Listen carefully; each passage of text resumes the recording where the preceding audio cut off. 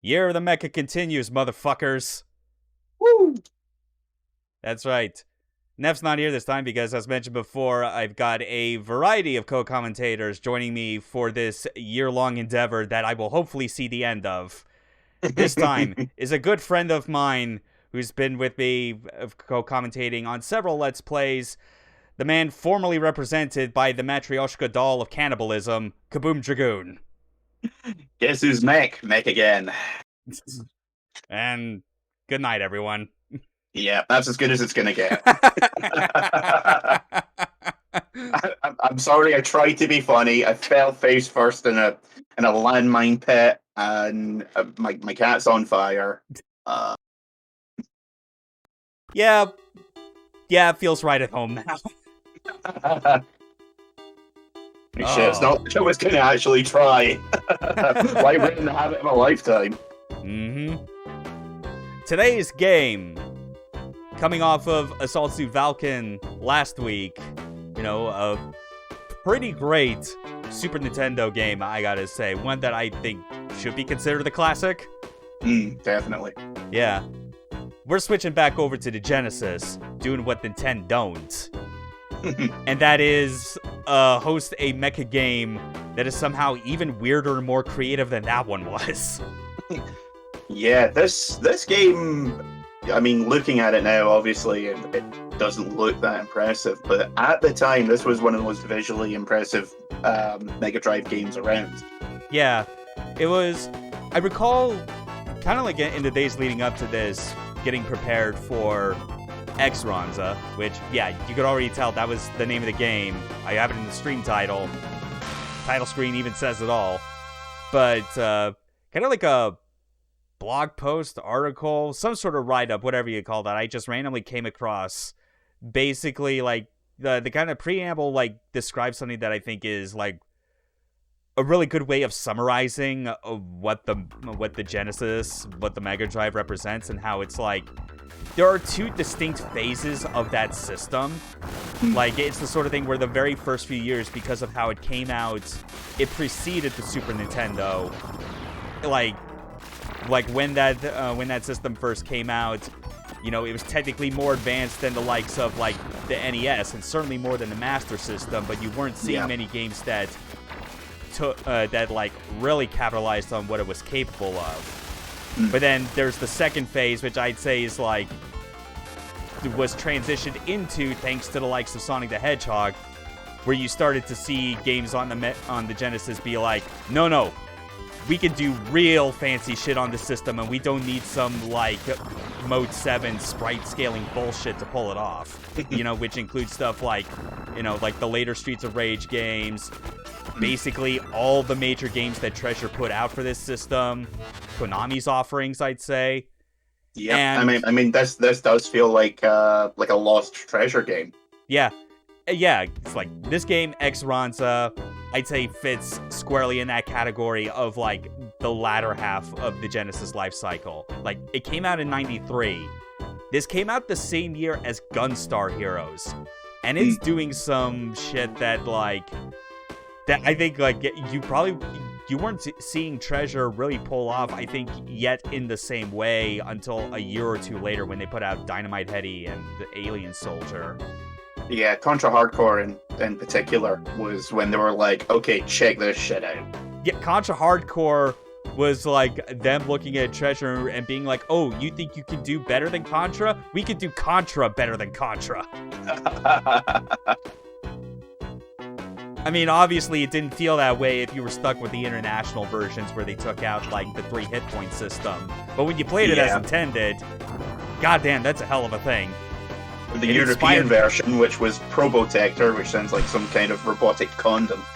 Yeah, like, yeah, that just strip all the personality out of the characters. Yeah, because weird censorship laws or just concerns about everything.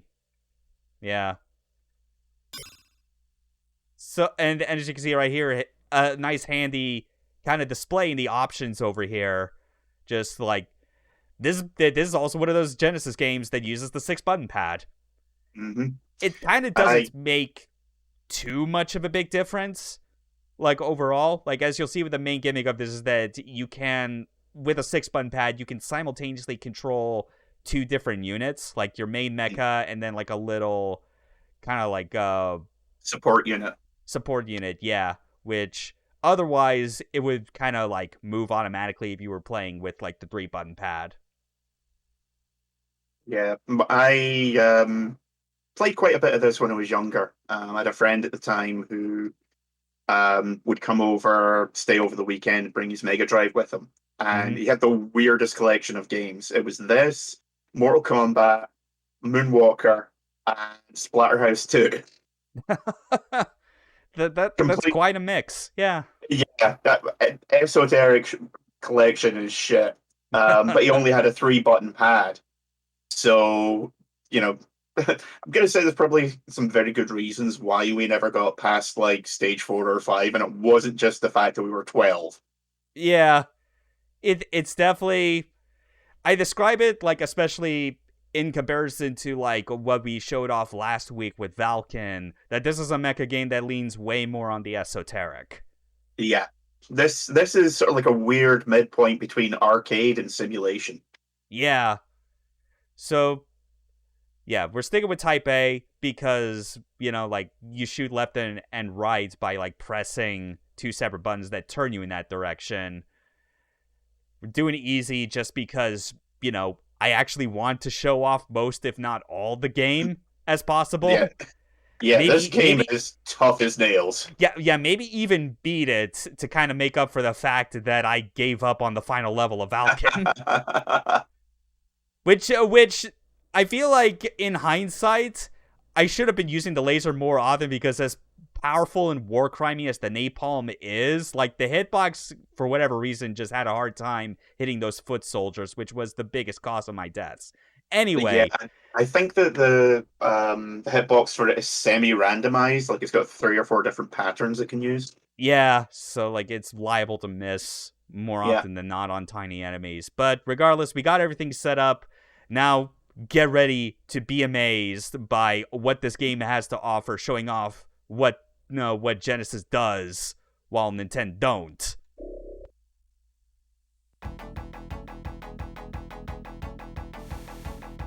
I know, it's a bit surprising looking at this. Probably not what you're expecting, but this is what peak performance looks like.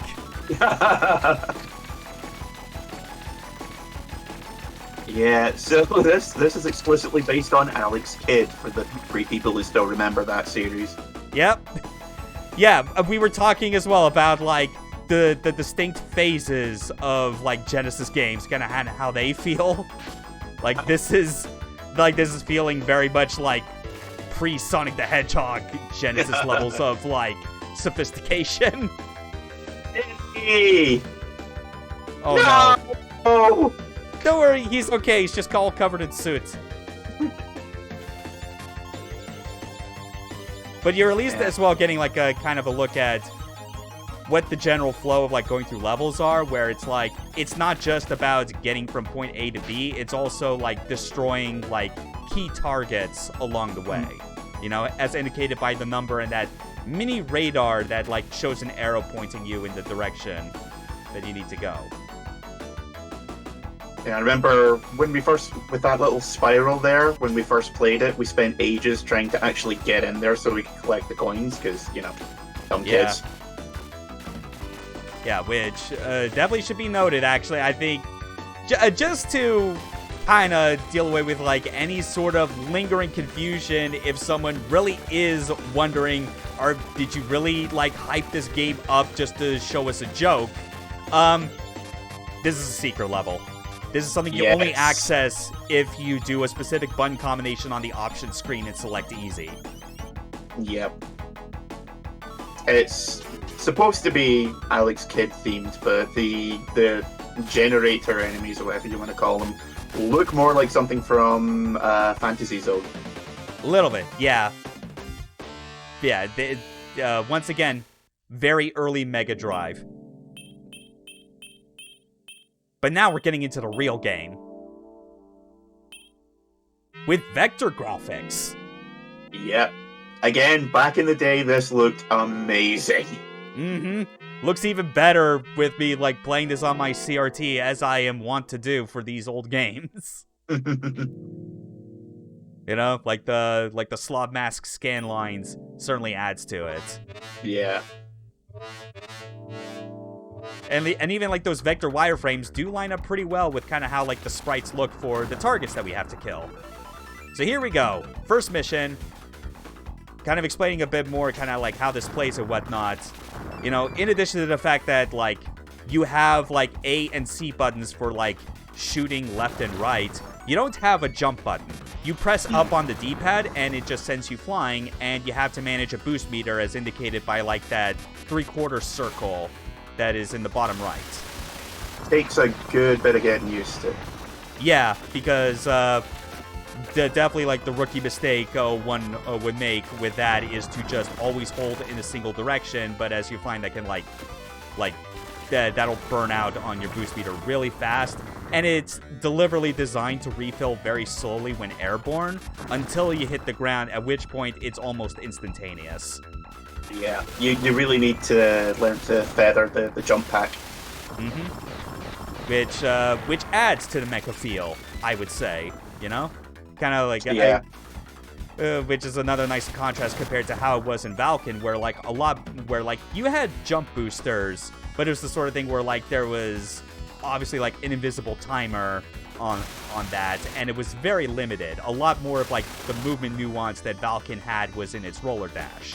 Here, the nuance comes from, you know, like, as you said, you gotta feather that booster to kind of maximize your airtime as best you can. We also have special weapons, as indicated by this flamethrower, which can be done by pressing B or Y. You know, you have... It is one of those weird things about the 6-button pad support, where kind of similar to, like, some other games. Like, I know Shinobi 3 also kind of runs into the same issue, where it's like, they can't think up enough things to kind of map across 6 different buttons, so they just have, like, a redundant extra. Yeah. Like, well, we've got all these buttons, we need to do something with them. Yeah, because, like, X and Z are for manually moving your support vehicle, the X upper, which, like, it's very minor. There are specific moments you can think of where, like, it might be practical and like actually useful to move like the Ronza and the uppers like independently of each other. But at the same time, you could just like stand on top of it and then like move both at the same time with the D-pad. So it's kind of whatever. Plus the fact that the stages are fairly cluttered, you never really get the opportunity to properly use the support vehicles. Yeah, which is it's kind of disappointing. Yeah, there's a bit more utility when it comes to the X-Upper, but there's like a second support vehicle that we get like during the middle part of the game that, as you say, is very, very limited. Like the best benefit it has is that when you press down while standing on top of it, you combine with with your support vehicle, which has its own health bar. And during that, you press the special weapon button, and it cycles through your available options. So we get like a flamethrower or a shockwave weapon. Anyway, also, first boss of the game. Yep.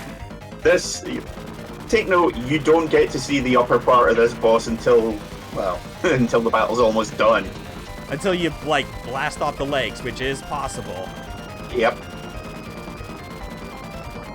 But this is also kind of one of those situations where I'd say, like, it's pretty practical as well to simply hang back and combine with the X-Upper and just fire to the right. Because when in this mode, your regular fire has a slight, like, auto-aim capability, which is different from when you're just controlling X-Ronza, because it is just straight horizontal fire in that case. Also, cool little detail before was all the little people running by. Mm-hmm. That going by the scale, that means that your robot suit is about 30 feet tall, give or take. Yeah, it would be something like, what, like around the 10-meter range? About as big something as like about as big as a traditional armored core. Yeah, you don't really get much of a sense of scale until you compare it to the humans running around, and you're like, oh shit, this thing's huge. And then even more once you get hit with the big boss, where like its legs cause the upper half of its body to like not be fully visible. Yeah, it's like, okay, we're 30 meters, or 30 feet. This thing's about 30 meters, yeah. Yeah, yeah, like sense of scale, as always. Another like great indicator of you making like a good mecha game is when you're able to deliver on that. Yeah. Okay, now then, gotta deal with these little floaty bastards. Although, actually, fuck, I should not have blocked I should not have actually shot those, because I realized, wait, I could just do this. Yeah. Those are pools of acid, and because of how this game's like health systems work, is like you can ride on top of the X-Upper and you won't take any damage, but if you combine with the X-Upper and go through like those acid pools, you will take damage then. Like this game is generous enough to not make you have to manage two separate health bars at the same time. It's only one or the other. So technically you can use your support vehicle as like a second health bar. Yeah. Not for very long. Not for very long, and it does, of course, like, cause you to, like, lose out on being able to use the, special weapons. Yeah, your special weapons, which we did get a new one, actually, so we'll switch to that right now. You know? That little, like, V shape, or, I guess, greater than, less than sign, whichever one you're, from the perspective you're looking at, is a homing laser. Ah, sunlight. Another important feature. This game has some really cool gimmicks to do with sunlight. Yeah, because the thing with, like, you wouldn't pick up on it at first during the first level because it takes place outdoors and it's sunny, but the X-Ronza's power meter is UV powered. So the second level essentially being you going into like a dark cavern, that suddenly puts you in a situation where your power meter is a lot more limited. So you got to find like these shafts of sunlight that you can break open. And also, like, yeah, these little, like, floaters are super annoying. That, like, the thing that ultimately destroys them when you can get it is to, like, lead them into the sunlight, because they are ultimately nocturnal. Yeah, again, just nice little touches in this game. Mm-hmm. And with the homing lasers as well, like, when you fire it, it does, like, pick up a target and attach to it, but, like, if you just fire when there's no valid target on screen, they just start to rotate like this. It's pretty cool. It's not a clean sprite rotation like you could get on the Super Nintendo, but they don't care. Yeah. And look at that, like so. Both beams just homed in. Depending on what kind of weapon you're using, the actual gun that the suit's carrying changes too, which is, again, something that most games back in this era would not have done. Yeah.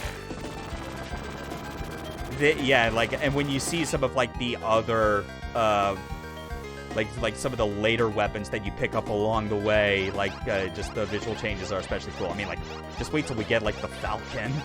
Yeah. Behold, we have equipped our robot with the power of falconry, literally. Yes. All right. I'm gonna keep dealing with these generators. Nicely done. And then recharge with sunlight, even though it takes a while. It is...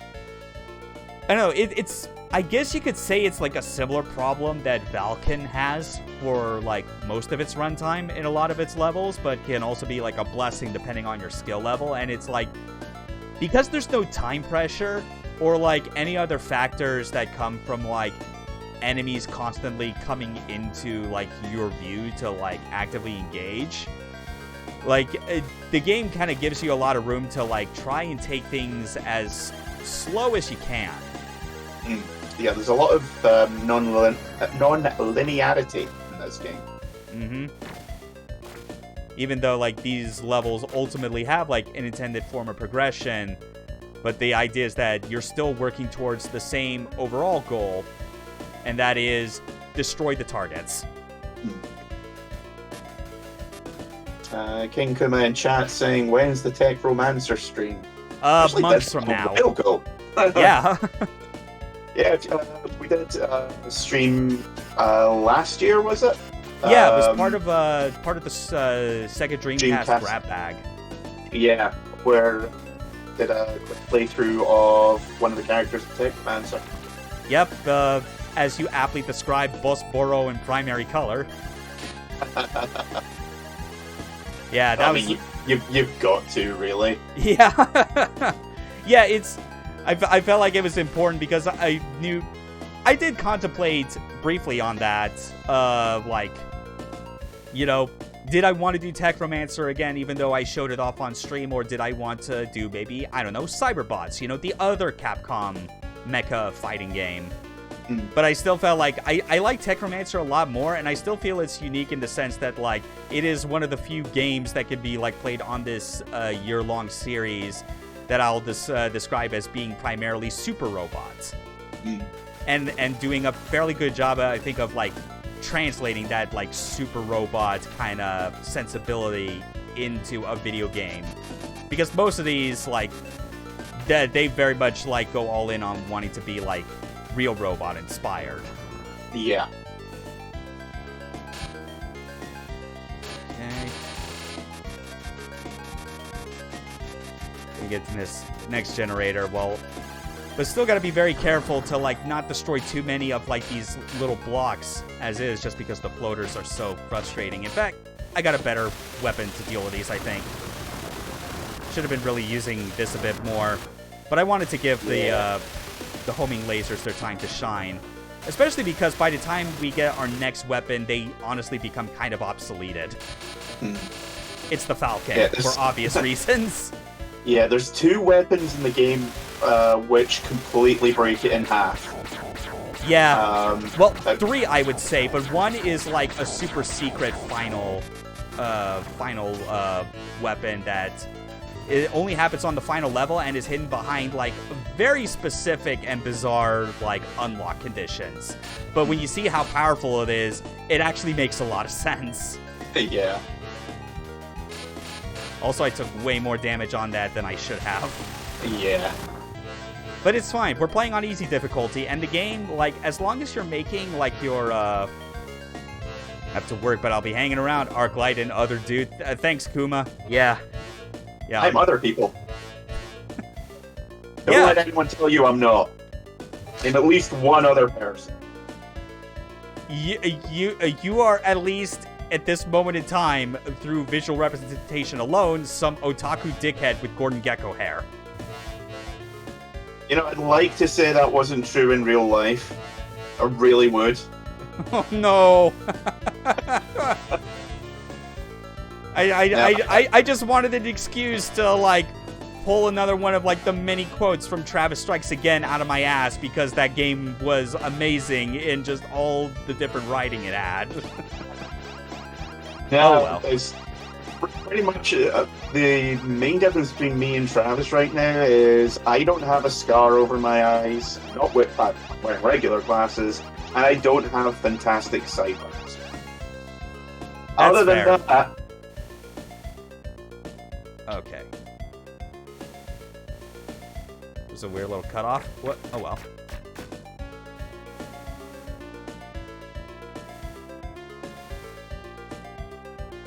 Man, like every time I go back through this level again, just as part of like a playthrough, this is always just by necessity of like the main gimmick of the sunlight. It just ends up being like the slowest possible like level to go through.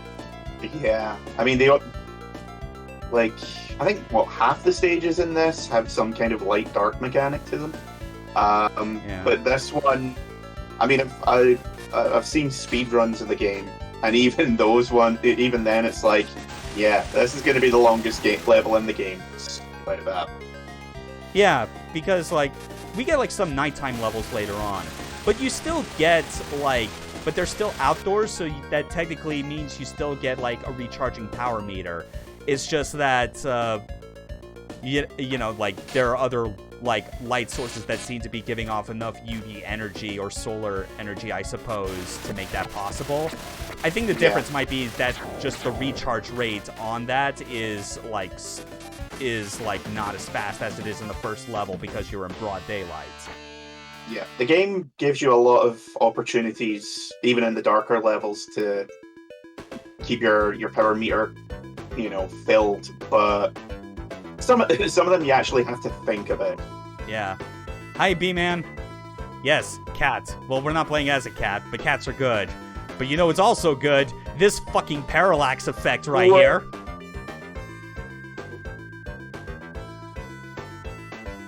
Yeah, for 12-year-old me had his mind fucking exploded when I saw that shit.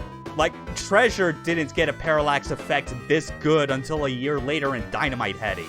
Think about that. Like I said, it's stuff like this that makes me think, like, this is the best game Treasure never made. Yeah, it's like this and Contra Hardcore, funny enough. Like, because of what I said before, they were like, we could do Contra better than Contra, and they just, like, channeled the same energy that, like, the dudes that left Konami to form Treasure had taken with them. It's like, nah, you didn't steal all our good shit. We still have something. Just slapping their dong down on the table and calling it Contra. Yeah. We got our own Getter Robo inspired, like, combining Mecha Boss. What you got? We got a wolf man with a gun arm. Interesting forms. This has 4 forms. Fuck you. Yeah. Yeah, and even like that particular boss I just described was like extra cool because of it being on the water and how it's like it has like that perspective changing of the water that you can when you are like way above the surface or you're just on the surface or you're going underneath.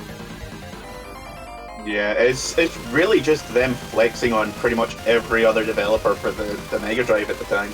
Yeah, just everything's about it is like, dude, like, Yeah, to quote the start screen for Alien Soldier, visual shock, speed shock, sound shock. Now is the time to the 68,000 heart on fire.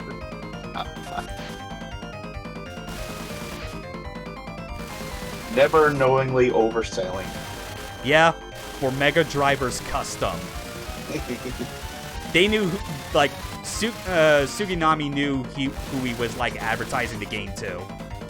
Yeah, swear to God, when I saw that, the first time I ever saw that title screen, I was like, does this have special hardware in it or something? No, it's just that Motorola 68K processor was just that good. Yeah. Most people didn't really, it's just no one took advantage of it until after 91.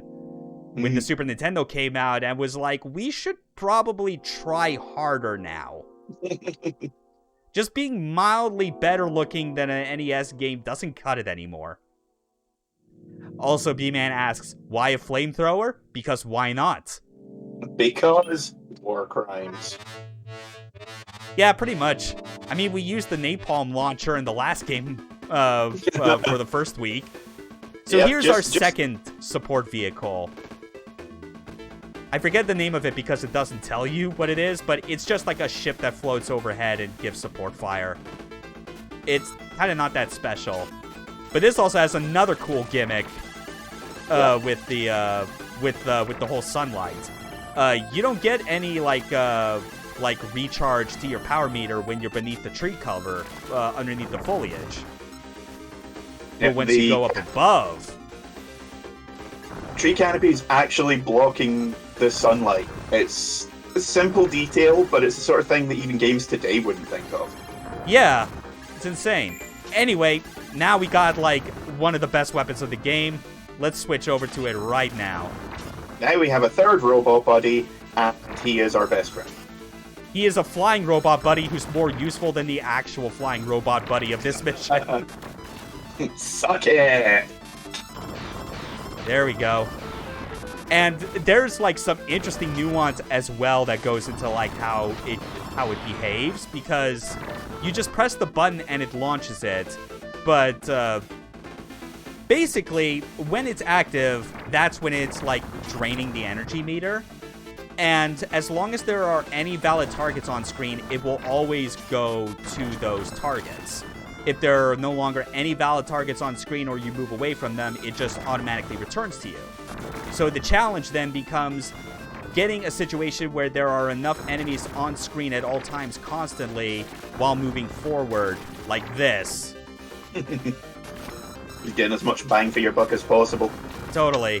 And there's also these fruit that...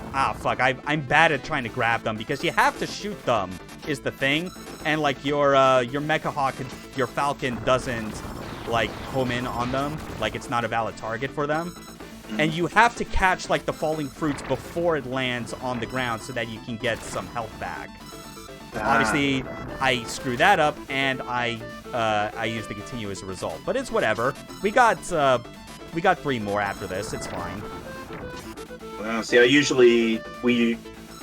think it was either the next stage or the stage after was as far as we got. I think it was the skyscraper that we got. Yes. That one is an interesting one to talk about as well if you're like someone that is crazy enough to try and like challenge yourself with higher difficulties, because that is one where I have seen people talk about how the fuck are you expected to beat stage 4 on hard or heavy difficulty. They literally change things about it that make it almost impossible. But yeah, with this stage, we usually just tried to blitz through it as fast as humanly possible so that we didn't, because, we, idiot kids with no instruction manual, we didn't know how to recover health on this stage. Yeah, just those, like, the hitboxes for picking up those bits of fruit as they fall is, like, so... Oh, man. Yeah. Also, wait, hold on. I think I left the target behind. What the hell? Because I'm getting a... Oh, man. Falcon's chasing after me as I am rushing back to, like, a target that I left behind. Because that's the other thing. Like, these targets, they're getting airdropped at the start of the stage. So you technically have a chance to shoot them down before they fall below the trees. Yep. This because I've watched a few speedruns of this over the years. I think they did it at GDQ one year. Right. And they get the guy was able to catch all of them before they even hit the ground. Yeah, that is definitely impressive because of like the amount of like boost management you need to do in order to like keep yourself airborne, really. Yeah, it was basically speedruns of this are ridiculous because the robot doesn't touch the ground. Yeah. So good. There we go. Yeah, it's just the only problem I have with this level overall, despite the cool gimmick, is that I wish that the fruit could just like heal you if you picked it up from the trees instead of having to shoot it to make it fall. Yeah. Because as soon as it hits, you literally missed your chance. It just like gets squished and you can't do anything with it. Also, remembering how big that mech is, those fruits must be about the size of a basketball. Something like that. Like 2 or 3 basketballs stacked on top of each other. Jesus. There we go. All right. We got one more target left. We should absolutely be able to get it without, like, wasting another continue. There we go. And now we got, like, the invincibility flash, so we can just do whatever we like for the few remaining seconds. Murdering time. Alright, we got a boss. And I need to switch to a weapon that is not homing based like the Falcon because it doesn't work for this particular boss. But anyway, that's a pretty good kind of visualization of how reflections on the water look. Look how it goes crazy as soon as we make a splash. Also, totally not Mount Fuji. I don't think this is meant to be set in Japan. Yeah. Well, again, this is like pre-internet for like developers working on this. Like, of course, they'd still be basing a lot of their references on what they already know and can see in their country.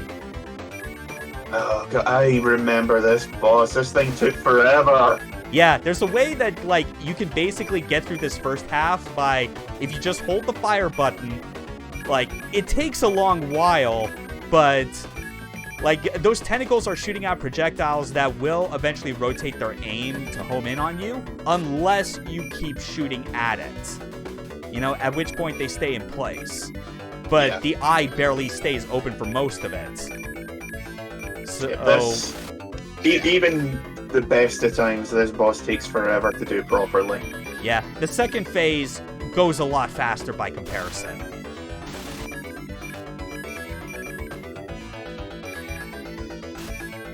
So I am doing what I can to actually make this go faster, even if it means I am going to take some hits in the process. Yeah, no, this boss is just not fun. Yeah.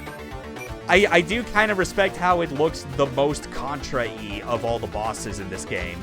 Like, as far as disgusting alien. Oh, yeah, and now, like, the surface of the water's going extra crazy. Because... I know, it is a Contra boss. Yeah. Also, I thought maybe, like, the Falcon would be good for, like, this boss once it had gotten above the surface, but, like, it doesn't want to come out. I don't know if it is because, like, they programmed it specifically that way, or it ended up like that on accident. But regardless, they're making it difficult for me to get back to my ship and switch out to a much better weapon, so... Yeah, flamethrower would probably be good right about now. Yeah, definitely should have stuck with that. But at least, like, dodging, like, these balls is, like, pretty intuitive because, like, you know, they darken as they go into the background, which lets you know, yeah, you won't run into them. Yeah, this, again, visually impressive, but at the time, like, we just did not know how to deal with this. Yeah. So, the boss on the whole would have been a lot better, I think, if it was just, like, it was just this phase, and you didn't have the preceding one. But even still, we were like, okay, so balls sometimes hurt, but don't. But sometimes what? Yeah. Because again, idiot kids. Totally. I'm also going to give the homing laser a bit of love for, like, the next level, just because there are also similar enemies in that where, for some reason, the Falcon just has, like, a hard time dealing with. This is what you were talking about, the skyscraper. Yeah. I do love a good vertical climb in an action game. Because it's just the type of level design that you rarely see due to most players' terminal inability to go up or look up. Yeah. Conceptually, this stage is fantastic. But I hate it because it frustrated me as a kid. And, like, once you understand how it works, it does go a lot better. But, again, this ties back into something that we'll see later on that the higher difficulties fuck with. Yeah. Also, there is a purpose to shooting out all of these windows. It's fun. That is one of them. It's also not to get, like, extra solar power, because even if we weren't shooting out the windows, we still get our power meter recharged naturally. Yeah, but it's very, very slow. Yeah, much slower than the first stage, which works well as far as, like, kind of highlighting escalating difficulty, you know? Something that would have been an easy crutch is something you don't rely on.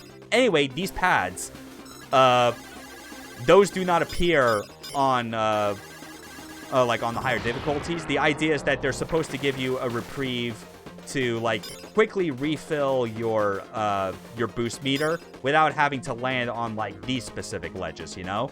Because there is a stretch coming up where those type of ledges on the building, you don't see one for a long, long time. And you're expected to boost all the way up there, and you get one of those floating pads that is supposed to kind of give you a spot to kind of quickly recharge. It does fall down somewhat, though, when you land on it because of the weight. So you can't stay on it forever, but because your boost meter basically comes back instantly, you're expected to just jump right off again and keep going. Yeah, the final stretch of this stage irritate, especially with those flying guys constantly harassing you. Infamous. Yeah, it led to some tantrums. There was much over-exaggerated teenage or preteen swearing. Yeah, which, I mean, I still kind of indulge in. Yeah, and of course gravity is probably the biggest pain in the ass with this stage. One wrong move and you fall right the way back down to the bottom. There it is. That's why we needed to blow up the windows. I always seem to think that it's like that maybe, like, where it spawns is randomized, but after doing this many practice runs, it might just be a set position. But that was a new weapon, and it's another one of the fuck yes awesome weapons of the game. Its only downside is that as soon as you use it, it drains your entire power meter. Yeah, it takes about 5 minutes to recharge, depending on the stage. It's a big fuck-off laser. Is it any wonder? When we say big fuck-off laser, we're talking, like, R-type levels. Yeah, with a special camera trick that it does that I think that is really cool and appreciated for adding to the power that it has. Yeah, it is one of those weapons where if you use it correctly, you can basically one-shot a boss. Yeah, it is the best first solution that you should use in a boss, just to erase most, if not all, their health. And yeah, even if it only gets rid of most of the health, then that's fine, because you can spend less time having to dodge projectiles and shit, you know? But yeah, that last section there, which you just completely trivialized, you motherfucker, really pissed me off as a kid. Yeah. Well, again, it's like having that floating pad is what helps make it doable when you kind of realize that they are like that momentary reprieve. And you can see how, like, everyone hates this level even more when they try and force themselves to play it on hard or heavy difficulty, because those things don't exist. And those little jetpack guys are just constant. Yes, it is one of those few things where it is one of the few moments where the game tries to give you something resembling a time pressure, where most of the other levels kind of don't. I mean, the forest definitely gives that to you a lot. But yeah, it's real difficult to deal with in this. There are dozens of them, and this is on easy. Just imagine how bad it is on harder difficulties for those who've never played it. It will make you cry. Mm-hmm. Okay, but now we're up top. We can finally switch out weapons because our floating ship has no idea how to actually move itself vertically. Ironic. Yeah, it just stays above us. And, like, the lasers that it shoots out are pretty helpful as supporting fire, but, I mean, like, that's all it has. You don't even have, like, manual movement control for it. Like, we're not kidding when it's, like, compared to the upper, this thing's, this thing's utility just feels extremely half-baked. Yeah, there are, the lasers that it shoots are vaguely homing, but, like, you find yourself wishing that it had, like, depth charges or something like directional bombs that can just drop on things. Yeah, especially kind of like how, with one of the starting special weapons. I accidentally shot it off too soon. Damn it! But yeah, that's what the laser looks like. Now you spend the next 5 minutes waiting for the fucking thing to charge up again. Well, the thing was, I thought I was merged in because I wanted to show when you were bringing up depth charges, if it dropped something like that. Yeah. That would be actually awesome, because I think that would be way more useful than having it as, like, a manual special weapon that you can otherwise use. Yeah, like, as I said, the lasers are helpful, but they're technically they're lock-on lasers, but... It's lock-on in the sense that it fires at the last known position. Yes, exactly. It's lock-on in the loosest sense. Yeah. So don't shoot the orb. Shoot the thing behind the orb. And yeah, the force of you, like, hitting the thing causes this to spin around. Again, another very cool visual effect.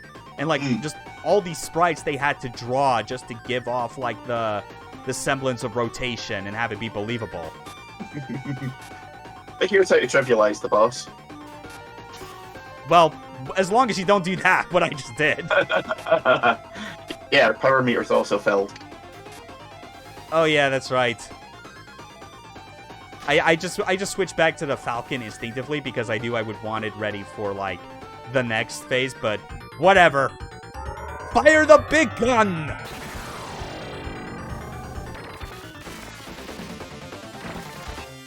That's how you do that one. Yeah. Alright. Stage 5. We're now actually, we're actually 2/3 of the game done now, if you could believe it. There's 6 levels, obviously not counting the secret. Yeah. And this one is this is more of a normal level now, what we're getting into. It's very horizontal. There are some, upper and lower layers. Some amount of navigation because you will run into dead ends. These targets that we have to fight are huge motherfuckers, unless you know the one weird trick. Mobile turrets hate it. Falcons and my giant robots. Also, we have spotlights that we do not want to see us at all. Yeah. Because, well, they can be beneficial depending. Because they do give off a bit more light.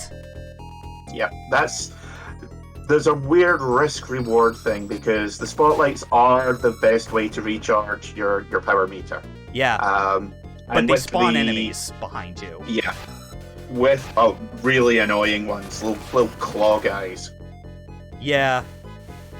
Anyway, that's like a napalm spread, I guess. It's kind of interesting, but I don't like it nearly as much as just the regular flamethrower. So we're going back to our good old trusty Robo Falcon. Yeah, like I said, the searchlights on this stage is, again, it's not the sort of thing any other game was doing. They would be like, okay, randomly, here's a power generator. Yeah. Just in the middle of the stage. I mean, there was also that one weird trick that I just showed. You could actually shoot out, parts of the track, and they'll fall to their death. Yep. Anyway, that's what happens when a spotlight hits you, actually. You saw that Yep. floater just come up behind us. They're always designed to switch to your backside, so you can't shoot them in time with regular weapons. It's pretty much meant for either the homing laser or the falcon to deal with properly. They are the most annoying guys in the game. Yeah, but at the same time, it's like, if you take your time with this, because the game is fortunately not trying to constantly spawn certain enemies at you like the jetpack men last time, is you can take your time going through this, and it is absolutely possible to get through this level without running into a searchlight. I've definitely done it before. Unfortunately, I don't think you get any kind of bonuses or anything, or any cool secrets. No, it just makes your life a bit easier going through it. Yeah. Again, this was a very forward-thinking game, but not that forward-thinking.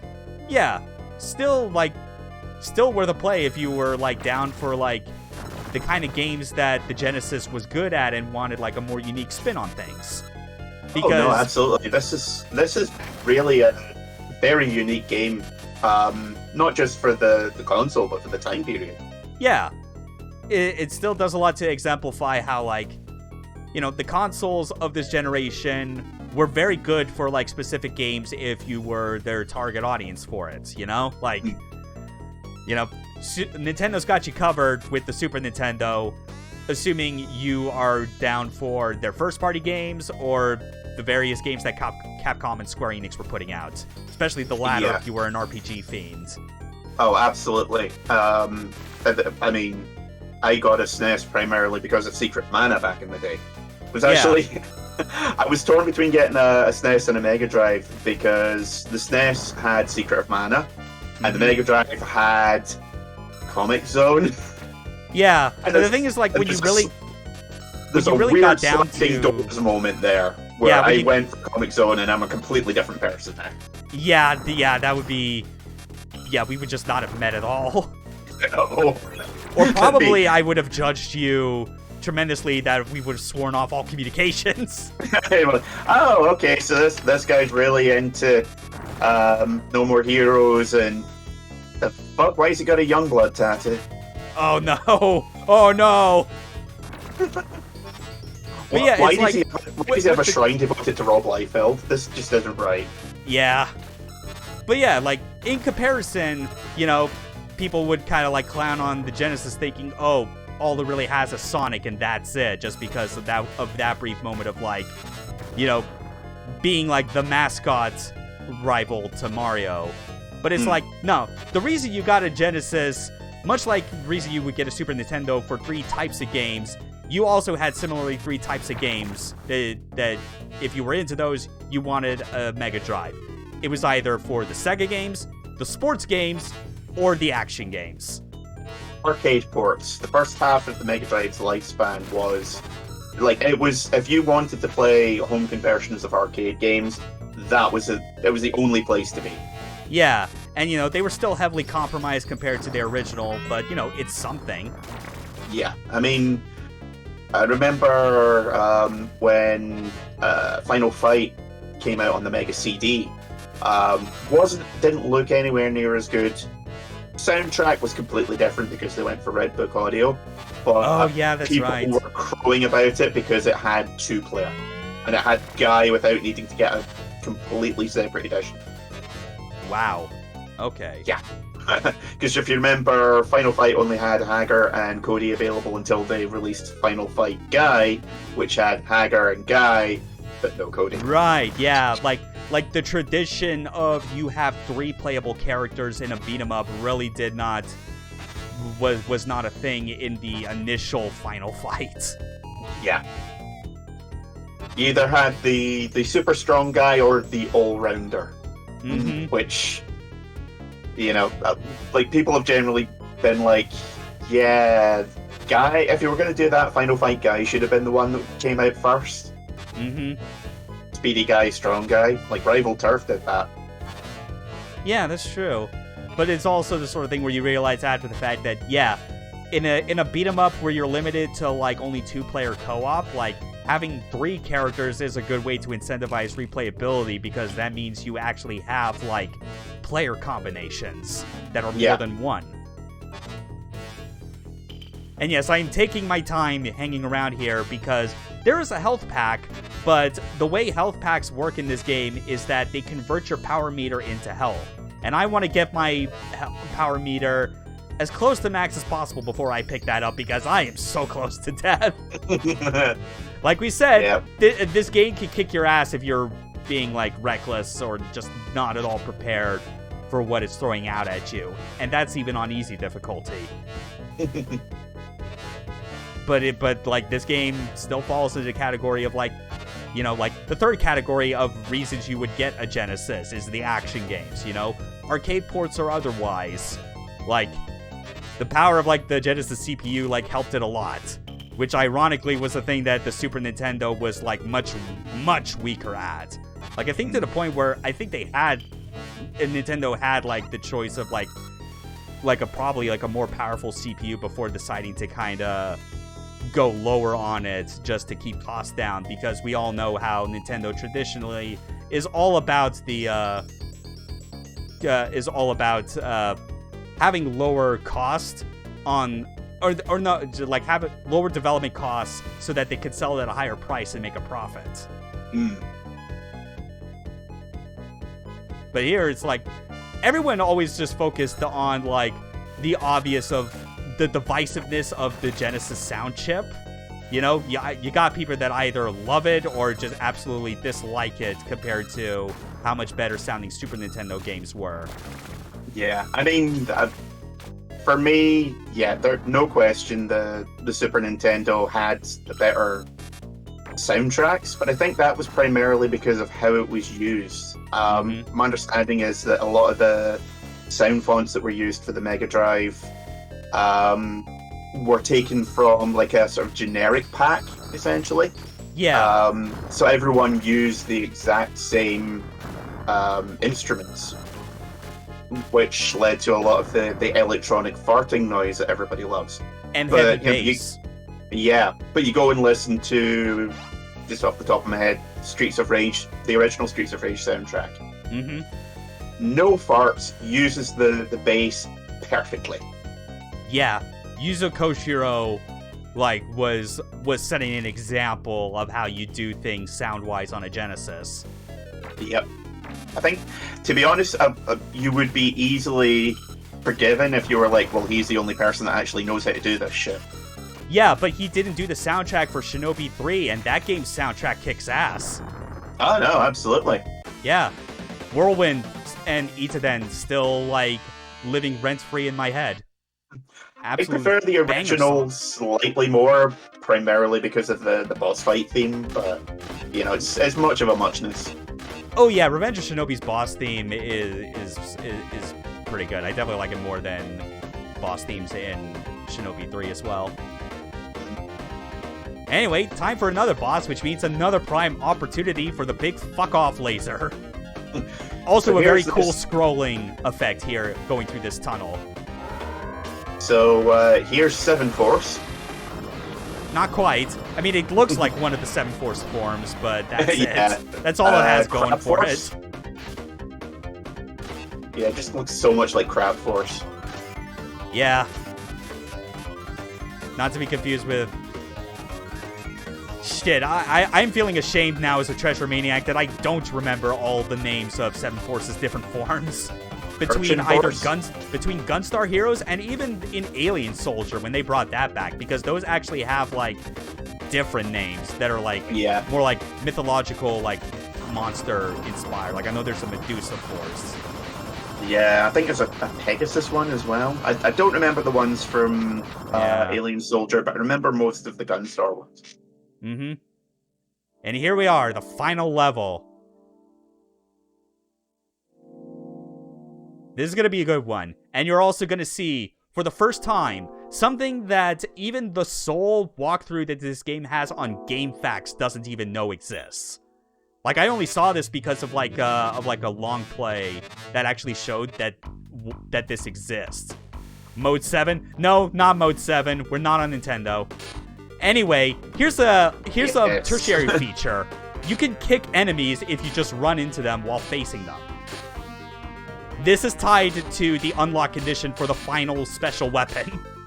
And you just have to do it on any one of these starting enemies. You know, like the first one that dies from you kicking it to death will drop it. Where are they getting all the shields from?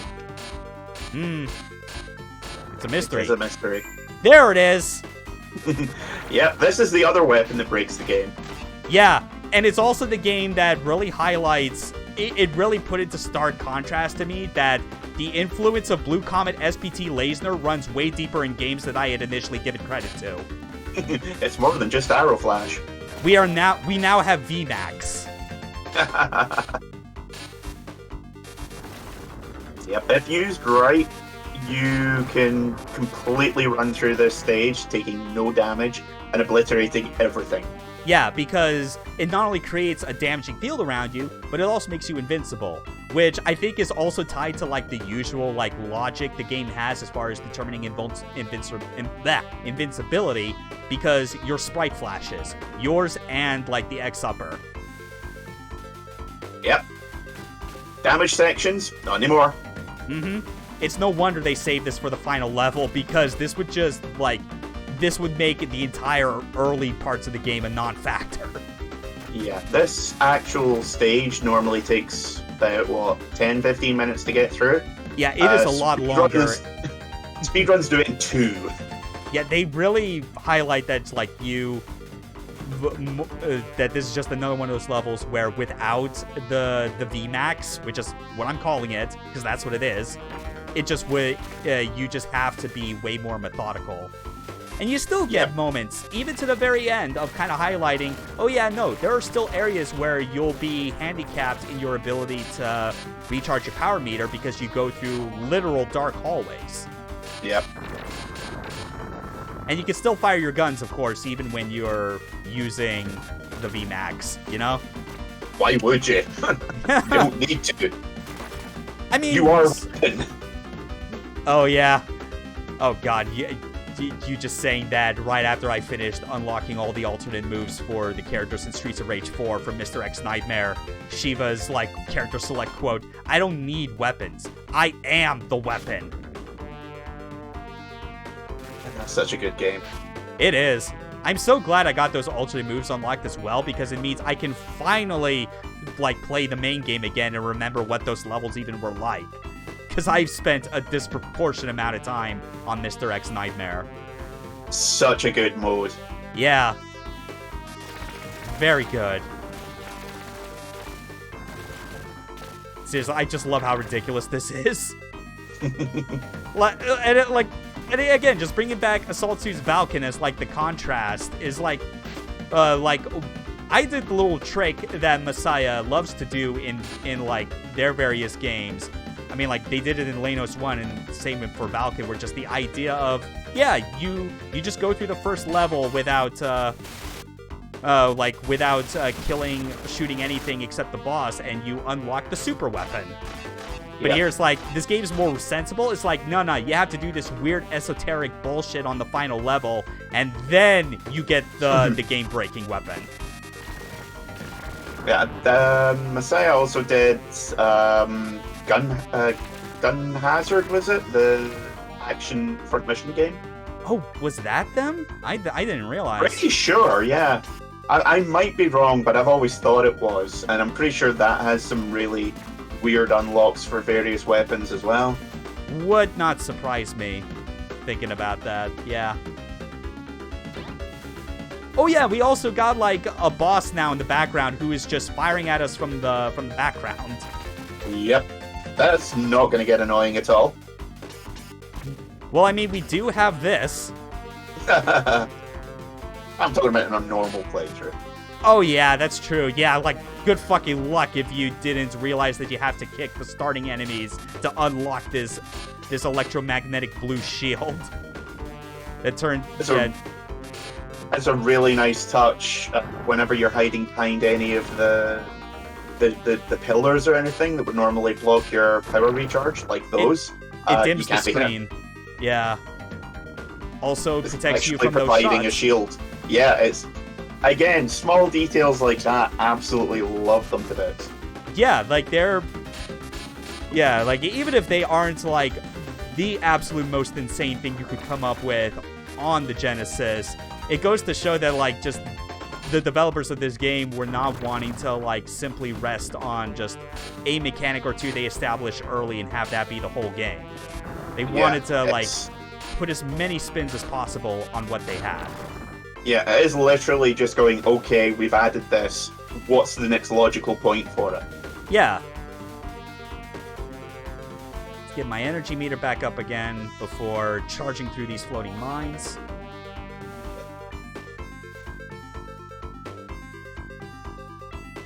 Okay, we're good.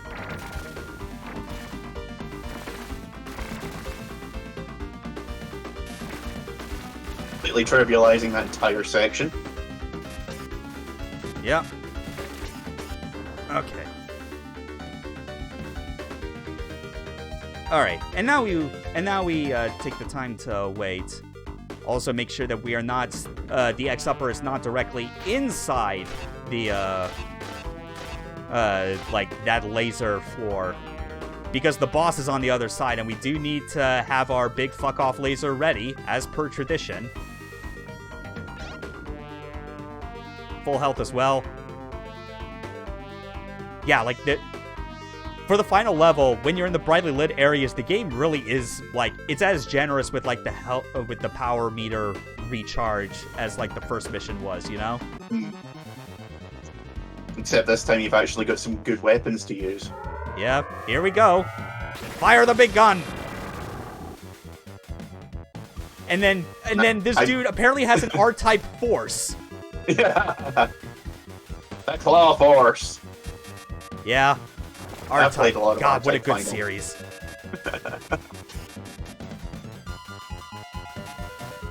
It's actually, R-Type Final 2 was added to PlayStation Premium or whatever the hell they're calling it. Oh, really? So that was a good few days. Nice, nice.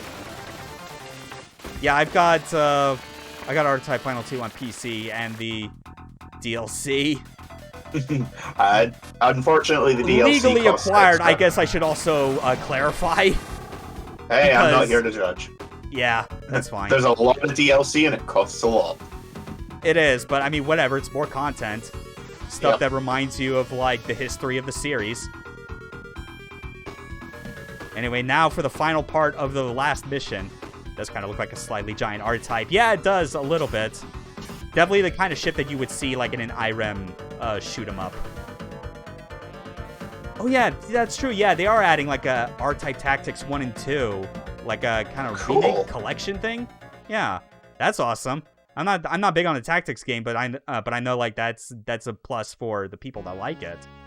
I've actually, over Christmas, I finally added a whole load of emulators to my Vita. Got it hacked, obviously. Oh yeah, with I take it with, like, the new exploit that just runs through the browser. No, I actually got it hacked ages ago, but I completely forgot all about it. Ah, okay. And spent... Oh, everyone's like, yeah, I got all these cool AAA games for Christmas. What did you do? And I'm like, played Final Fantasy VI ROM hack the entire time. So. Not exactly God of War Ragnarok, but I think I did okay. Yeah. But there was a English patch for R-Type Tactics 2 that came out. Oh yeah, that's right. They not never so did long get an ago. English release. Yep. So I was playing a bit of that as well, and holy shit, those games get dark. Yeah, everything to do with the Bido is depressing. The Bido are easily one of my favorite, like, they're an eldritch abomination. Plain and simple. They are a species incapable of feeling positive emotions, to the Yeah. point where, you know, their effect on humanity in the series, that's what they feel from anything positive. Fantastic. Also, McDucky Swag, old gags here, kind of telling you, yeah, you're not missing out, just not getting God of War Ragnarok just because of wailing on dudes with hyper armor and whatnot. Did not like the original that much. When I say original, I mean The 2018 game, yeah. Yeah. I respect It's- enough the attempt to go for something different, but it's like, much like original God of War, I'm not too crazy about it either way. I'm There we just go, like, final boss defeated. We defeated Mecha Ganon. Also, kind of It'll do. the Shin Getter Dragon, I guess, from Getter Robo Armageddon, but Little bit, yeah. No ending for you, congratulations! Hugo. Now play the game for real, you scrub. You don't get a proper ending. Have this really fancy This vector graphic graphic thing, logo. which Yeah. ironically looks better than the normal ending. The normal ending, which, oh yeah, funny that. I've been prepared for just this occasion. I did a playthrough of this game, a practice run on normal, managed to get through without dying, so I have the maximum amount of continues. So we're actually gonna beat this asshole again. And you'll see what, like, the game shows for, like, its actual ending itself. Because this game does technically have a story. Fucking... I don't remember what it is. It's all in the manual. This game's all show, don't tell. See, We have to when change- this came out, I assumed it was based on an anime or something, because all these games were at the time. Yeah, but no, it was an original thing. Very surprising considering how detailed everything is. There we go. Fire the big gun. Ekabilu round two. Again. I wish I'd watched more Star Blazer 2199 so I could come up with some quotes from that. Oh, well, like about like me just saying fire the big gun every time. I mean, you are firing a wave motion cannon. Oh yeah, that too. But actually, the other thing that I was coming to mind is it might be something that is like even weirder for people that don't know. But like if you're familiar with like the Colbert Report, Yeah. yeah, like do you remember like when there were like those kind of like other weird like side skits or features or whatever that I would have on there, and one of them was like Stephen Colbert's like insano idea of like a pulp science fiction action novel, like Tech Jensen. yeah, Tech Jansen, yeah, Alpha Squad 7, a Tech Jansen adventure or something, and then it Which kind of actually evolved. got comics. That Marvel did a bunch of Tech Jensen comics a while back.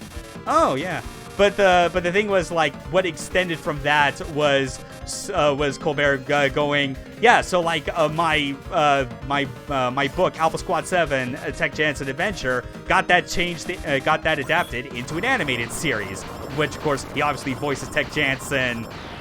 A whole lot of male bulges. And there's like a bit where it's just the joke is like he's on like a battleship with like a captain and his daughter, and obviously trying to like get hooked up with his daughter, but then they come under attack by an enemy fleet, and he's like, all right, I got no choice, I gotta take them on, mono a warship. But then one of the crew just goes, Captain, couldn't we just fire the big gun? And then it zooms out to outside the ship, then zooms out even further to show a gigantic, like 3 times the size of the warship, big laser revolver, like attached to the underside. And then the captain goes, yes, of course, fire the big gun! And then they just fire it and blow up the entire enemy fleet. Meanwhile, like- someone from Trigger is hastily writing notes. Yeah. And it's like that line has just stuck with me ever since. Just the delivery of fire the big gun works in anything. But also just the visual of like a giant gun cannon that's bigger than the ship itself is too good. Yeah. No, as I said, whenever it comes to like big guns like that, I instantly think, Space Battleship Yamato. Yeah, I think that. Um, I also think Macross with its wave motion gun. Yeah, true. And I guess like, well, I guess it's less of a gun and more just like a gigantic ship punch, but the whole Daedalus attack. Where it's just like they take the arm that is also like its own aircraft carrier, punch it into a battleship, and then just deploy every single heavy bomber and gunner ship and just blow it up from the inside. See, I've not actually watched the original Macross. I've got the Robotech uncut DVDs. That which came accursed out- name. Yeah, which came out like 10 years ago. Mhm. But, kind of that when you get down to it, for a long time, that was the only way to watch it. Yeah. Purish also But, brings you up as know. well as far as like motion cannons, R-Type Finals, like mean, well, I guess like a lot of later art types in general are pretty good about that as far as giving them to you as the player. Yeah, the final stages in the R-Type final games are really good because the final boss is essentially waiting for the final / ultimate wave motion gun to charge up. So fraught. Third season wasn't even the same series. The second season wasn't even the same series. First season was barely the same series.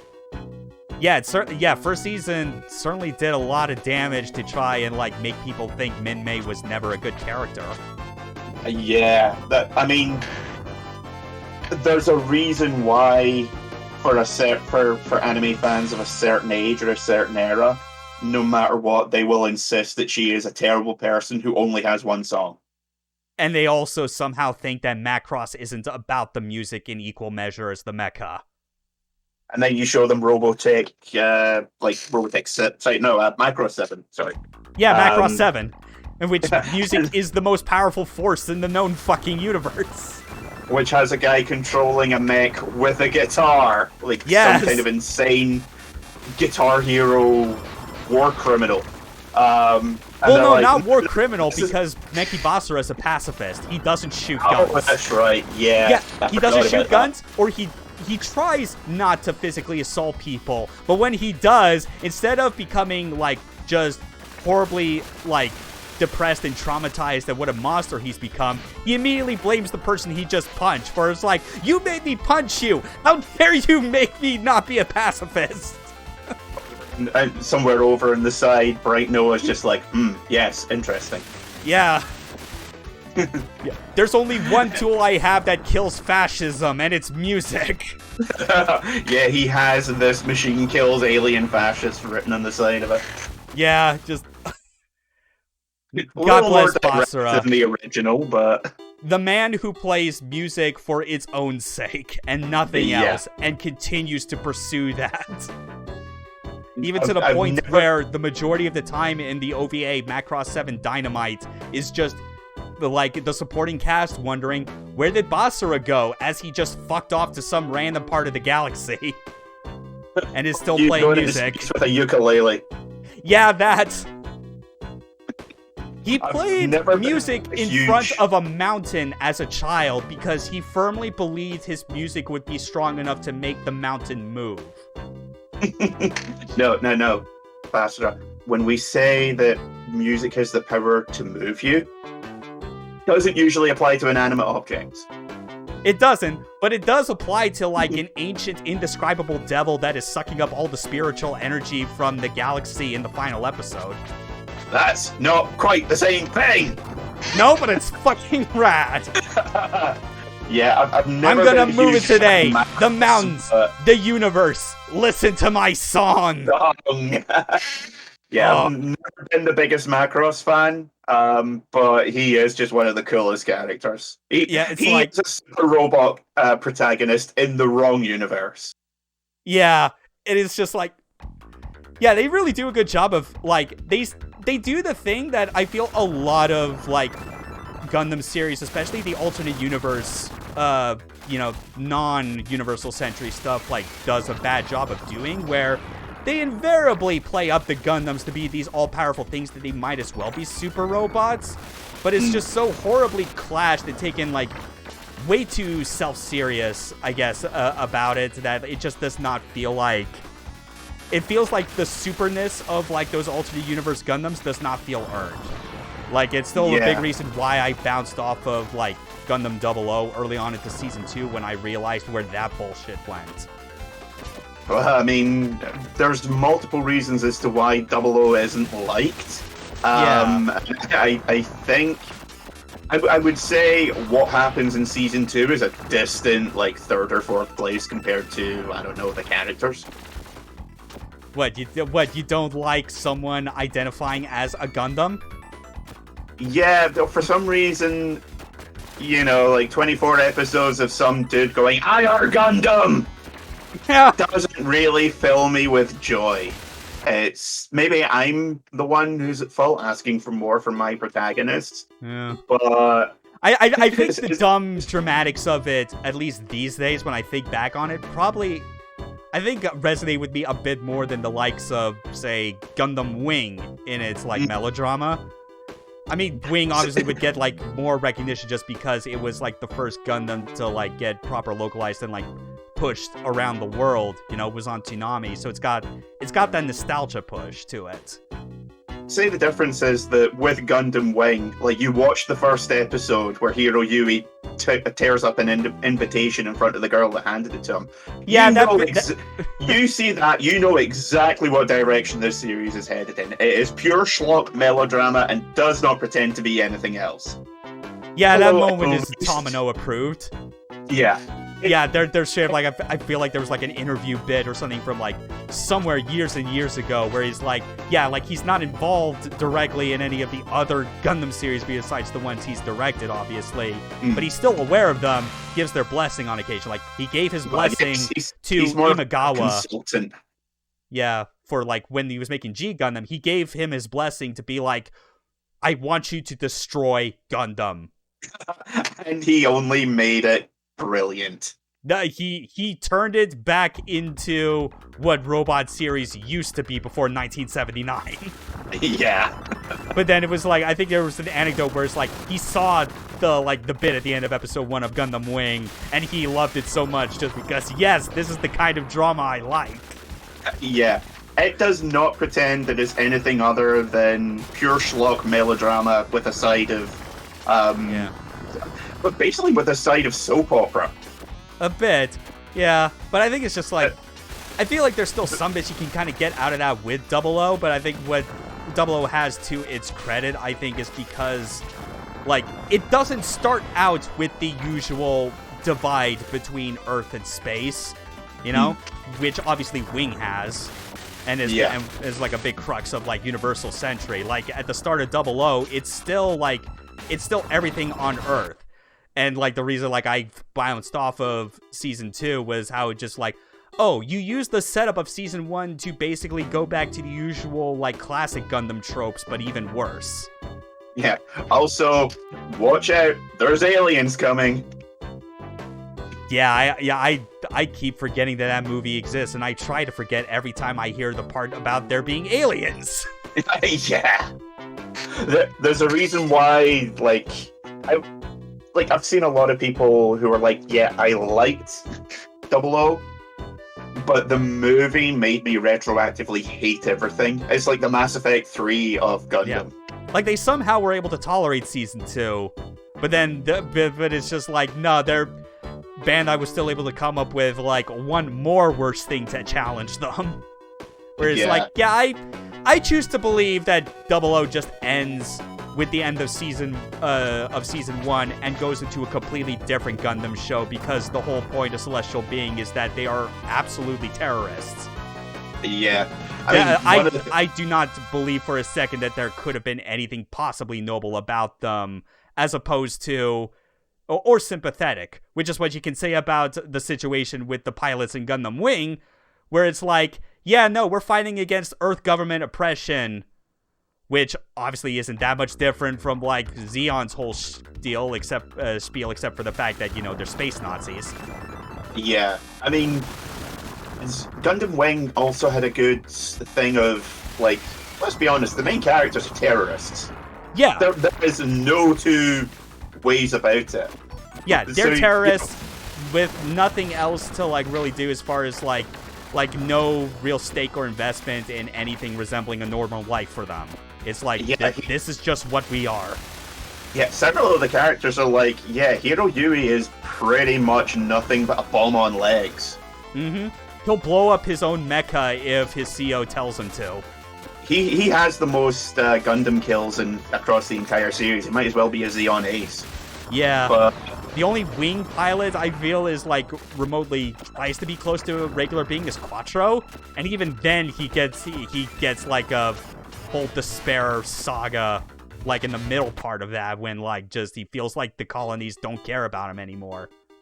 Yeah. Plus, there's also like this a common thing. Well, I remember at least back in the day. I don't know how much still holds true, but there was a lot of people that believed that Quattro was basically the exact opposite of Hero, and that Hero doesn't try and pretend to be human, essentially. Whereas Yeah. Quattro was all face. He was like, "Yeah, I am absolutely a really nice person," and the second.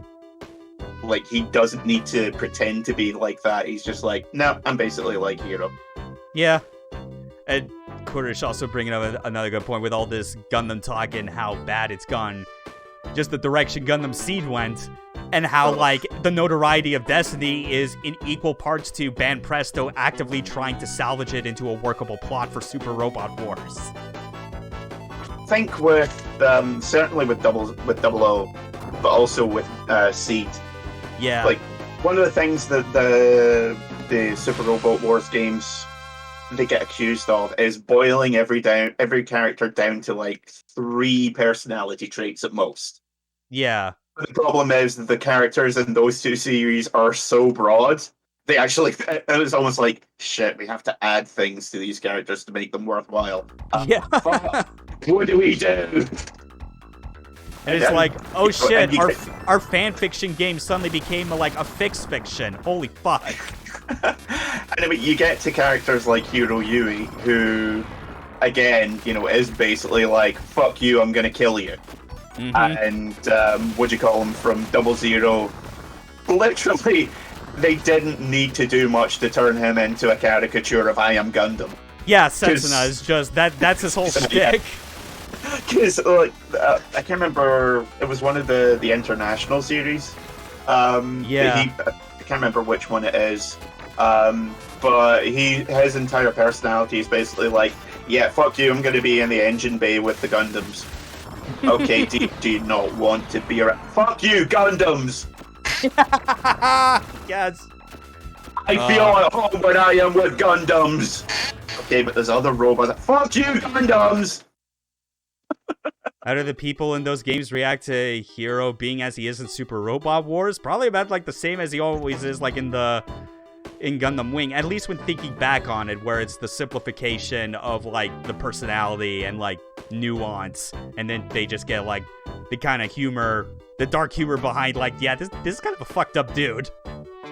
There's one where I'm trying to remember what characters are involved, but it's Kaname from from Full Metal Panic. Yeah. Has been kidnapped, I think, by the main bad guy from Cross Ange, which is a really good series. Forgot that even got represented. 2 games, no less. I was like, I mean, I enjoy the series. I know it's very divisive amongst a lot of people, but I really enjoyed it. Yeah, especially those that kind of demand a certain level of complexity in their strategy RPGs. Yeah. Even though I think that's kind of less the focus and more having a good strategy RPG representation of what it would be like to play a mecha anime. Yeah. But he's, Embryo, I think his name is, he's hiding in this castle with Kaname and a few of the other characters. And he's got the protagonist in a stalemate. And he's like, yeah, you come anywhere near this building, I'm blowing it all sky high. At this point, you've already taken out his backup and all the characters. So this is the post-stage thing. Yeah. And he's like,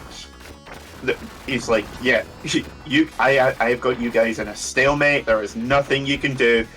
And that's when Hiro Yui jumps in and he's like, oh yeah, I just lined your throne room with about 50 pounds of C4, so hand over the girl and you won't get hurt.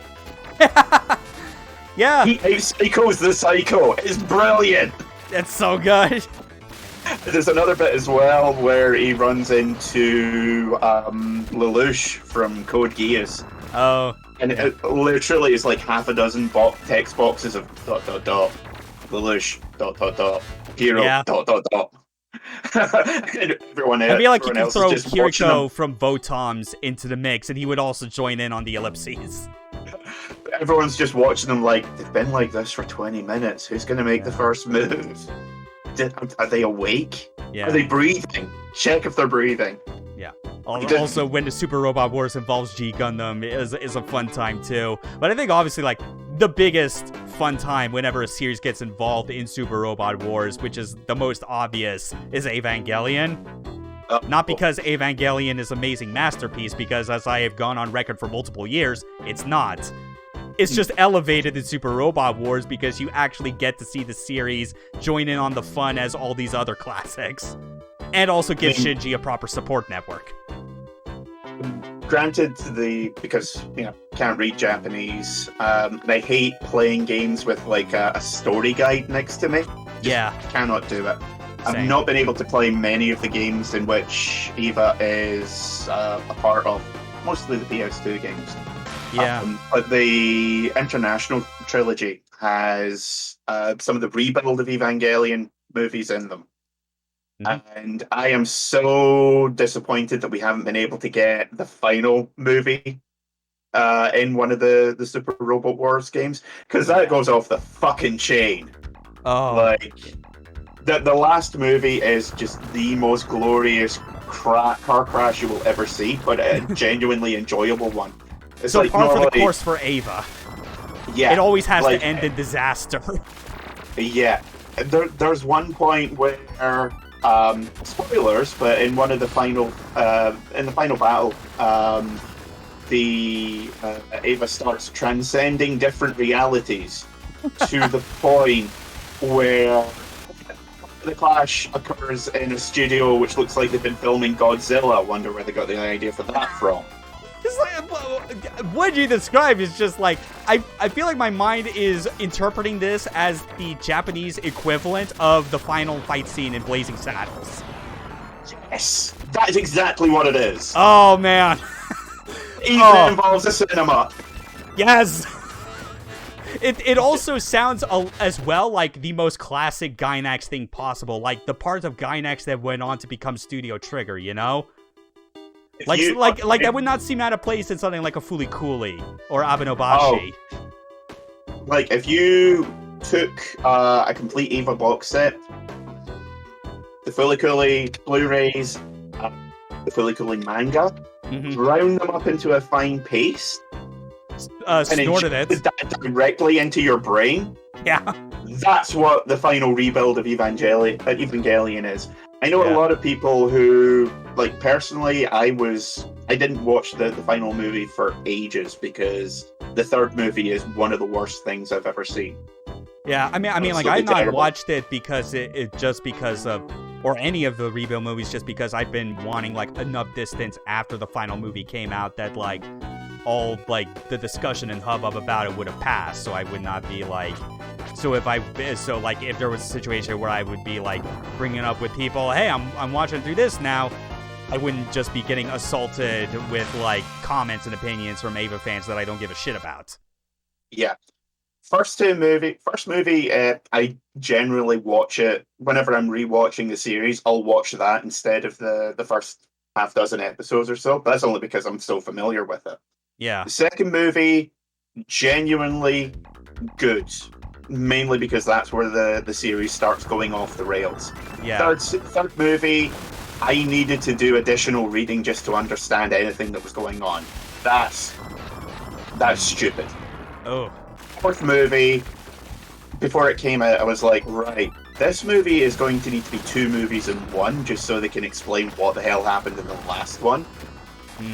And gotta say, for my money, they pulled it off. Wow. Primarily by being weird enough that I probably didn't care. That honestly sounds good, and just like what you described with that particular scene, I think is giving me extra reason that it's like, yeah, I probably do need to like do like a watch through of that whole quadrilogy now.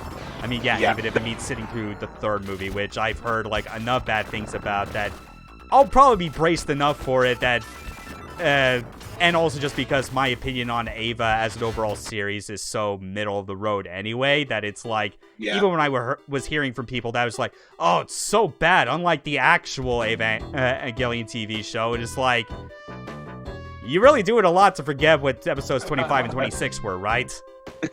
Well, that's why you forget about those and watch the end of Evangelion. Which is probably going to get me crucified by a whole different bunch of people. But anyway. Yeah. Honestly, whatever. Ava's all right. Fuck Ava fans. Ava's at its best when it is in crossover material or is just being, like, clowned on by something like Tony Takazaka. Yeah.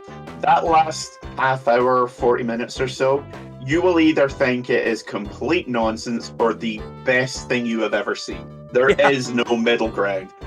For my money, I loved it. But, I mean, just... It's a divisive moment and a divisive series. Yeah. That's all you need to say. You know? Like, half the people that watched it didn't even want it to exist. And the people that enjoyed it... again, the people that enjoyed that last film either love it completely or just, they're like, that's 2.5 hours of my life I'm never going to get back. Like, I can appreciate what Rebuild does, you know, like, similar to, like, B-Man, who's, like, also says that he enjoys what, like, those movies do. I appreciate it in the same way as what we are seeing now with Square Enix clearly doing the Rebuild Ava of video games, Final Fantasy VII Remake. See, they clearly found a point where it's like, no, we're not giving the people that wanted this remake exactly what they are. We're taking this off the rails, but we're at least, and similarly to Rebuild, it's like we're keeping the diverging part hidden from everyone until everyone sees it and goes, what the fuck? Yeah, when I saw, like, I got remake day of release because I thought it was just going to be game thought it that was I going to be loved as a Midgar, kid. exactly. I thought game that I loved as a kid with expansions, and it's going to be a good time. And then I got to the first appearance of the Scrotal Dementors, as I call The them. Time Ghosts. Yeah, they look like ball sacks. There's no two way about it. let's cards on the table. They look like scrotums. Crossed with Dementors. Oh yeah, that's true. Chip did an LP of FF7R. I admittedly not played it just because, like, not watched it just because, like LPs of RPGs, I generally I'm not able to get all the way through just for, like, the sheer length of them. Yeah. But I mean, yeah, I know he was also FF7 fan. That was clearly a big thing for him. Yeah. But I got to that part and I was like, wait, what are we doing here? No. Let's scroll back. Hold the fuck up. Fuck are these things? Why? Oh. I've got goosebumps. Oh shit. Yeah. And I still don't care all that much about playing, like, FF7 Remake and, like, the additional parts that Square's gonna put out for it, like, in the future, but it's like, again, it's an appreciation from the perspective of it's better it exists this way, you know, because it's a more interesting thing. It's the ideal thing that you should be looking at for remakes in general, where it needs to have, like, some sort of, like, spin or difference on it, because if this is especially true, you know, I've talked about this with a friend who's, like, kind of noted the difference in how remakes of movies are kind of on the whole accepted versus remakes of games. Where it's like the only time that, like, you really see people bring up, like, remakes of movies in a positive light is when, like, there's, like, a clear directorial kind of, like, spin on it that is different from the like the original thing it's remaking to kind of, like, justify its difference, its existence, almost to the point that could it have been its own different movie? Yes, but the fact that, like, it's still not trying to just regurgitate the same thing you saw 20 or 30 years ago is still to its benefit, you know? Yeah, I mean, when the remake of Psycho came out in the early 2000s or so,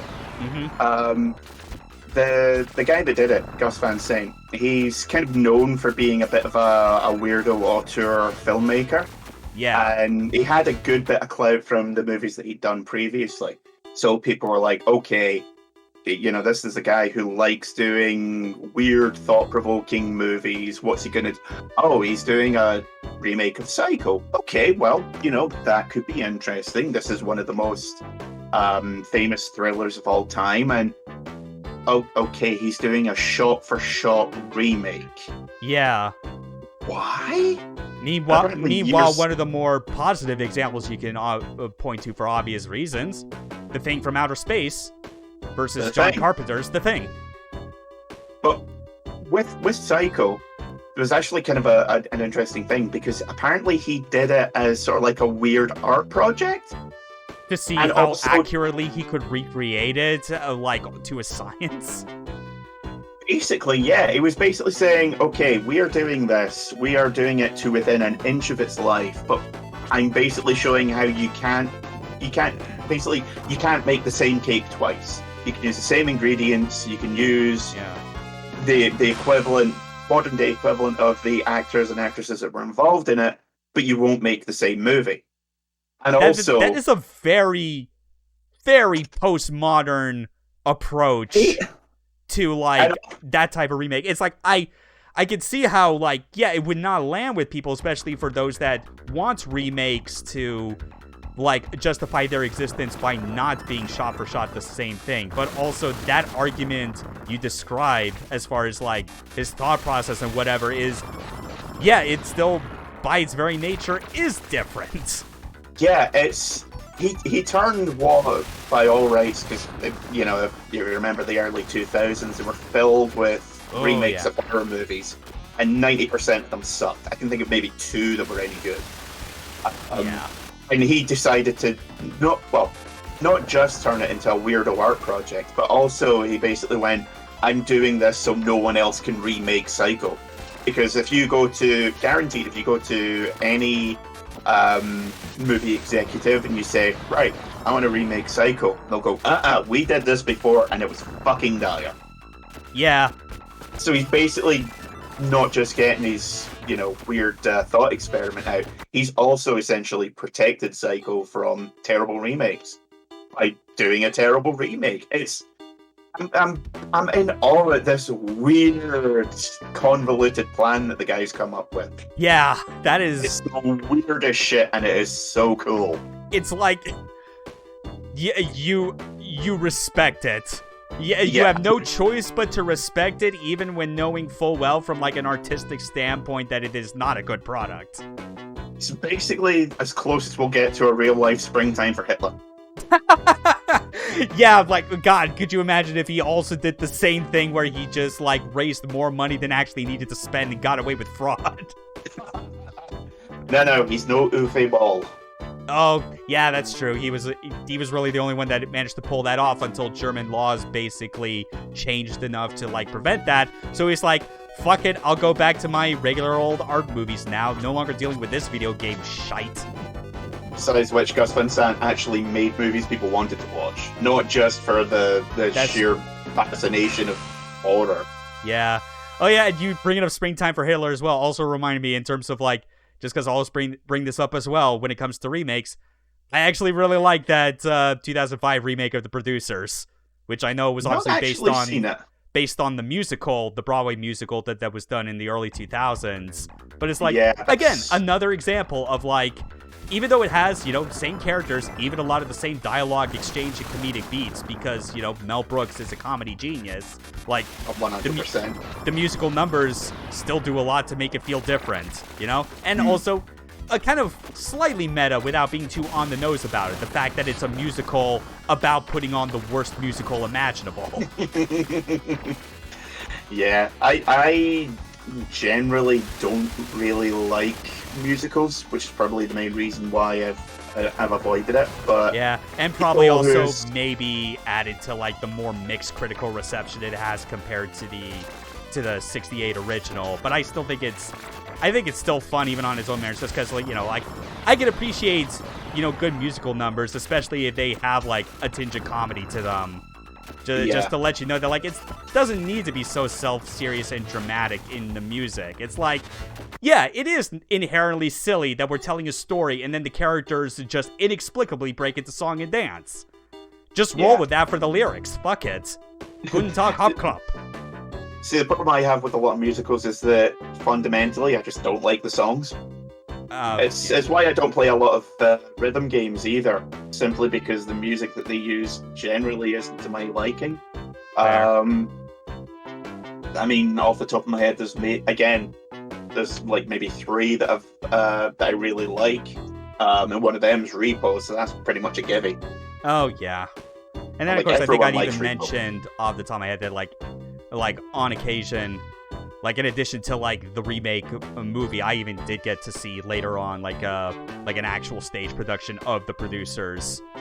That was, you know, obviously it was the musical is basically that, but with like all the extra musical features that got like cut from the theatrical release, because like they're all part of the deleted scenes for the movie version that you can watch, and they have like, you know, you always get like a kind of sliding scale on like when it comes to deleted scenes, like how complete are they?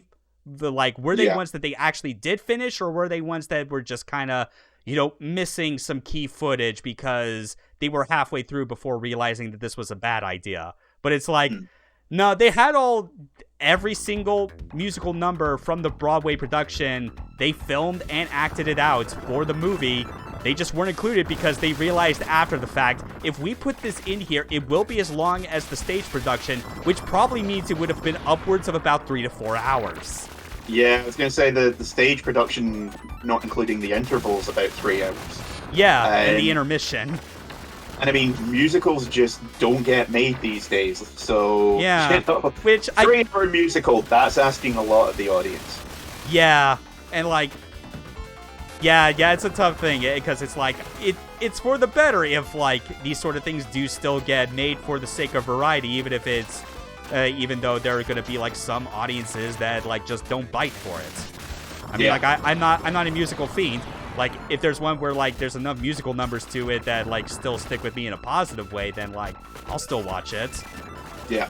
Willy Wonka and the Chocolate Factory still got like some good simple songs to them, save for the one everyone skips. No one likes Cheer Up Charlie. No one likes it.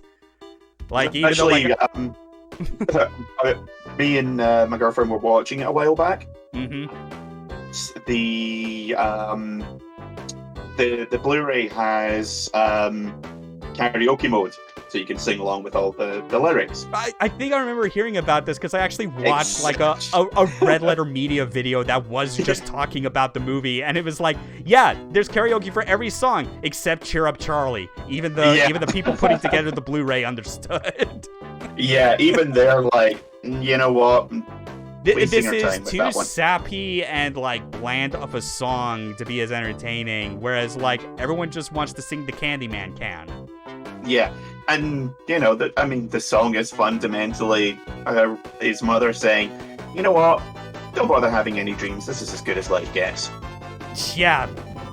The sooner you come to terms with that, the happier you'll be. We'll have an extra bed ready for you in 80 years. Well. You can sit right next to the corpse of your grandfather with his coke nail. Oh God, fucking Grandpa Joe. Ugh. God, hate him so much. I definitely miss going on these tangents, as you can tell. We already beat the game, and we've just been watching the attract mode on loop. Yeah, well, you mean the fact that we've literally been doing this for about 48 minutes now? 48 minutes plus an hour. Well, like an hour with the game beforehand. And we've still got half a dozen viewers. What is wrong with you people? We're just that charmingly garrulous. But that's Xronza. Thanks so much for being on this. I know it's kind of like a first for us actually doing recording for this on Saturdays, because like we had always like done this in the middle of the week just because that's where like the availability always lined up. Yeah. But you know, we made it to a new year. This is a project that I'm still glad I'm doing. 2 weeks in, it's been successful. Next week, we're going to be going into the third dimension with Cyber Troopers Virtual On. Ooh. And that will be one of those games where, that will be one of those weeks where the stream for Year of the Mecha will actually be on a Wednesday instead of Saturday, because as mentioned, one of my co-commentators is unfortunately one of the only ones that isn't available to do commentary on Saturdays. It's just like prior obligations.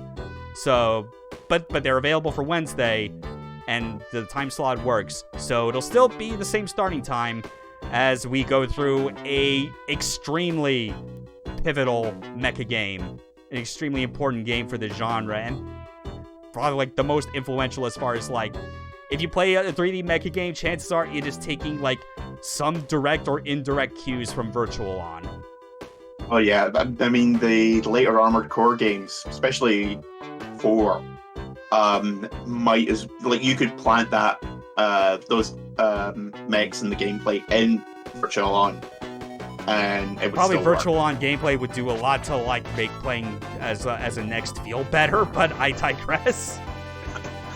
It's neither here nor there. Yeah, that's fair. I mean, it should be no surprise to anyone that's seen the list. I have deliberately omitted 4th Gen Armored Core. But I'll save my tirade for when I actually play the Armored Core games.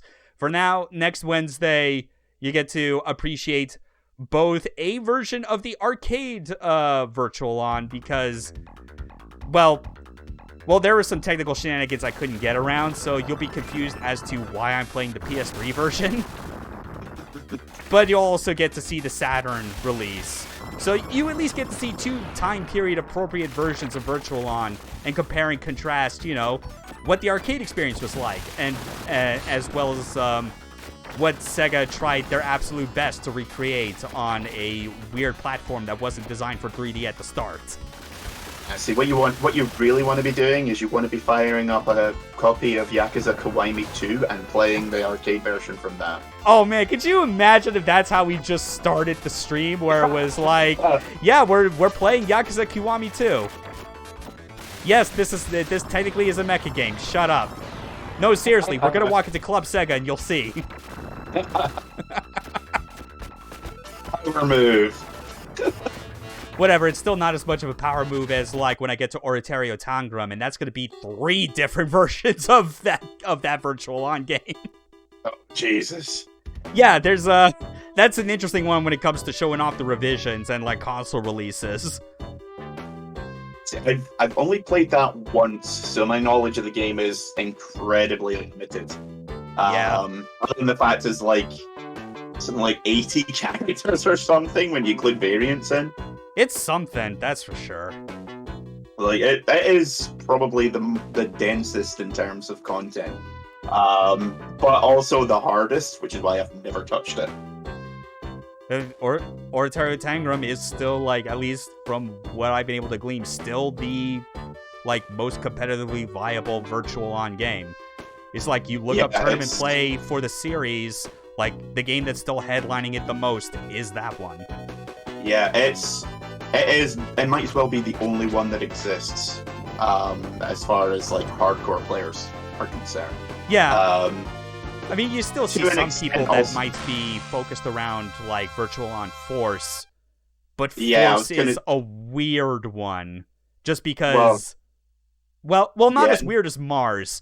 Mars might as well be like the quote-unquote bad one that no one talks about. It's the weird child that lives in the basement of the Virtual On series. It's the weird one that still has more viability than Mars, or that weird Virtual On game that they made as a tie-in with a certain magical index. Yeah, you forgot about that, didn't you? Motherfucker. Yeah. Sega, weird choices. Name a better combo. Alright.